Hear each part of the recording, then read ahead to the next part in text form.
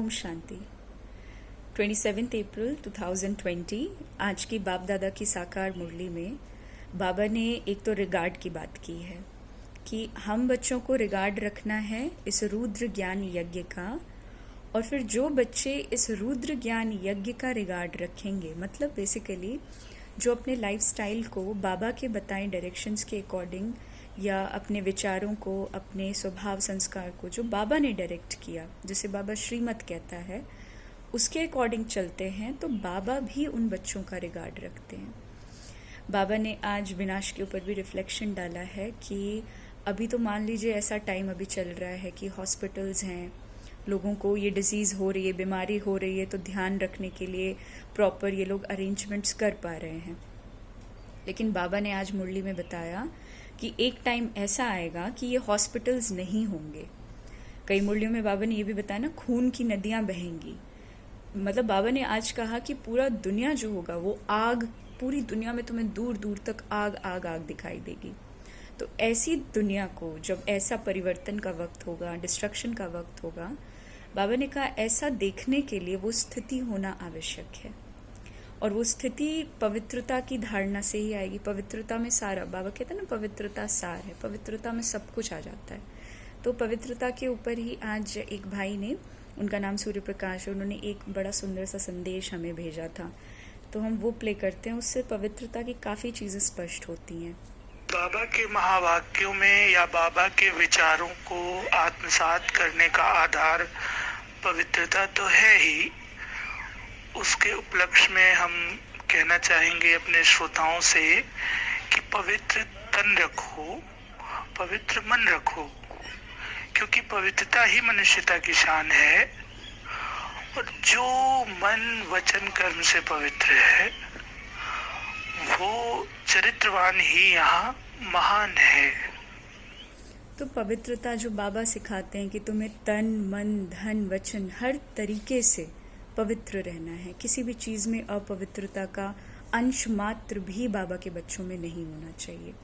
बाबा ने आज ये भी कहा कि तुम अपने दिन भर का पोता मेल को चेक करो रात को सोने से पहले, कि मैंने कोई उल्टी चलन तो नहीं चली, मेरा खाना पीना, मेरा बोलना चलना, उठना बैठना, क्या वो देवताओं की तरह था?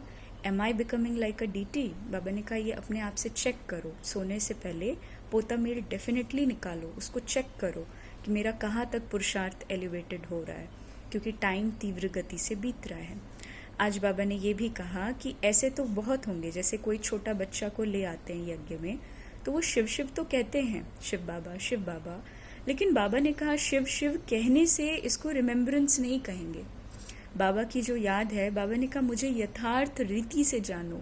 जब शिव बोलो तो ये अनुभव करो कि वो एक सूक्ष्म, अति सूक्ष्म ज्योति बिंदु है, और तुम भी वही हो, तुम भी उतनी ही सूक्ष्म हो जितना सूक्ष्म हमारा शिव बाबा है। तो बाबा ने कहा सिर्फ शिव बाबा कहने से ये तो फिर भक्ति मार्ग वाला संस्कार हो गया। अब कोई छोटा बच्चा शिव बाबा कह रहा है तो वो कुछ समझ थोड़ी पा रहा है।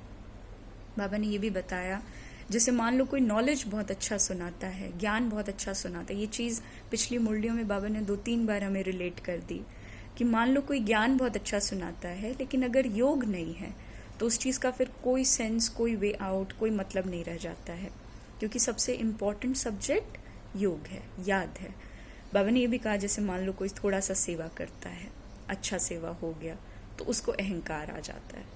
तो इस चीज़ से बचने के लिए क्या करना है? जैसे ब्रह्मा बाबा ने भी अव्यक्त मुरली में, जब बाबा अव्यक्त हुए थे शुरू में, तो बाबा ने अव्यक्त मुरली में ये चलाया था कि बच्चे सबसे बड़ी परीक्षा तुम्हारे सामने जो आएगी वो मैंपन की आएगी, कि मैंने किया, बाबा का ये सेवा सक्सेसफुल हुआ तो ये मैंने किया। तो बाबा भी आज बेसिकली उस चीज़ की तरफ इशारा किया है मुरली में कि कभी ये नहीं सोचना कि कोई सेवा तुमने की है। अगर तुमने ये मैंपन क्रिएट किया तो वो फिर अहंकार को अवश्य जन्म देगा। अच्छा, आज बाबा ने ये भी कहा कि वास्तव में जो पीस यानी शांति स्थापन होती है तो वो शिव बाबा ही करता है। हालांकि हम एक दूसरे को बहुत पीस प्राइज देते रहते हैं दुनियावी रीति से, बाबा ने बोला, लेकिन सच्ची शांति, सच्चा पीस वो केवल शिव बाबा ही स्थापन करता है। क्यों? क्योंकि हमारे पास जो चीज़ होगी हम वही देंगे। And Baba is the ocean of peace, he is the ocean of knowledge. वो हर चीज़ का महासागर है। बाबा सागर है शांति का, अखुट है। तो जिसके पास जो चीज़ अखुट है उसको वो चीज़ बांटने में थोड़ा भी हेजिटेशन नहीं होगी। तो शिव बाबा ने ये भी बोला, जैसे देखिए भक्ति मार्ग में सन्यासियों का कहना था कि आत्मा के ऊपर किसी भी कर्म का कोई इम्पैक्ट नहीं पड़ता है। आत्मा इम्यून है कर्मों से, उसके ऊपर किसी भी कर्म का कोई इम्पैक्ट नहीं पड़ेगा। शिव बाबा कहता है कि कोई आत्मा कैसी है ये उसके ऑर्गन से पता चलता है। मतलब आत्मा की छवि ऑर्गन से आ रही है, न कि ऑर्गन्स के द्वारा किया हुआ कर्म से ही आत्मा इम्यून है। मैं इन आंखों से क्या देख रही हूँ, सन्यासियों के अकॉर्डिंग इसका आत्मा के ऊपर कोई लेप छेप नहीं पड़ेगा। मैं इस मुख से क्या बोल रही हूँ, इसका इम्पैक्ट सन्यासियों के अकॉर्डिंग आत्मा के ऊपर कुछ नहीं पड़ेगा। और शिव बाबा हमको क्या सिखाता है, आत्मा ही कर्म करती है, आत्मा ही इन ऑर्गन्स को इस्तेमाल करती है। तो भक्ति मार्ग में सारी ही चीज़ें बिल्कुल उल्टी पुल्टी कर दी हैं, लेकिन बाबा फिर भी कहता ड्रामा अनुसार ये फिर रिपीट होगा 5000 वर्ष के बाद। अच्छा, बाबा ने आज ये भी कहा कि यथार्थ रीति मंजिल को समझो, जो एम ऑब्जेक्टिव है। जैसे ब्रह्मा बाबा अपलिफ्ट करने के लिए बच्चों को कह देते थे कि तुम बहुत अच्छे हो बच्चे, तुम्हें सर्विस करनी है। एक होता है ना मोटिवेट करने का तरीका, तो ब्रह्मा बाबा को तो भली भांति आता था। लेकिन फिर ब्रह्मा बाबा अगर मंजिल की बात कर रहा है तो उसमें वो किसी तरीके का मोटिवेशनल थॉट नहीं लाएंगे। अच्छा, बाबा ने एक बड़ी इंपॉर्टेंट बात आज ये भी कही कि मधुबन कोई टूरिस्ट प्लेस नहीं है, मधुबन कोई घूमने फिरने का जगह नहीं है कि तुम अपने छोटे बच्चे को भी वहाँ पर ले आए, उसके साथ बैठे हो, खेल रहे हो, उसको संभाल रहे हो। बाबा ने कहा ये यूनिवर्सिटी थोड़ी रहेगी। अगर वही मदर किसी यूनिवर्सिटी में एनरोल्ड है तो अपने बच्चे को उस कॉलेज में ले जाएगी क्या पढ़ाई के वक्त? नहीं ना। बाबा ने कहा ये यूनिवर्सिटी है, यहाँ पर इसको टूरिस्ट प्लेस मत बनाओ, समझो कि तुम्हारी मंजिल क्या है। अच्छा, आज के वरदान में बाबा ने हम बच्चों को नष्टो मोहा की बात कही है और कहा कर्म भोग रूपी परिस्थिति की आकर्षण को भी, कर्म भोग रूपी परिस्थिति की आकर्षण को भी समाप्त करने वाले संपूर्ण नष्टो मोहा भव। इसका अर्थ बाबा ने ये बताया कि अभी तक प्रकृति द्वारा बनी हुई परिस्थितियाँ या फिर हमारे बॉडी का कोई भी इलनेस, कोई भी परेशानी, बीमारी, लोगों ने कुछ कह दिया, कोई परिस्थिति आ गई, बाबा ने कहा उससे अगर अभी भी विचलित हो रहे हैं, अवस्था ऊपर नीचे हो रही है, तो ये अंतिम स्थिति या कर्मातीत अवस्था वाली बात अभी नहीं आई।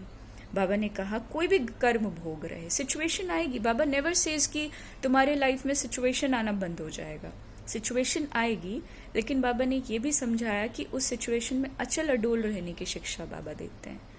तो बाबा ने कहा जब ऐसी स्टेज तक पहुंच जाएं कि दुनिया की परिस्थिति स्थिति तुम्हारी स्थिति को हिला नहीं सकती, तो ये संपूर्ण स्टेज है। तो बाबा ने बोला कि तब सेकंड में अपने को मास्टर सर्वशक्तिमान स्वरूप में सहज ही स्थित करेंगे। और अंत में स्लोगन में बाबा ने सच्चे सत्यनारायण की कथा कही, जिसमें पवित्रता का व्रत सबसे इम्पोर्टेंट है। ओम शांति।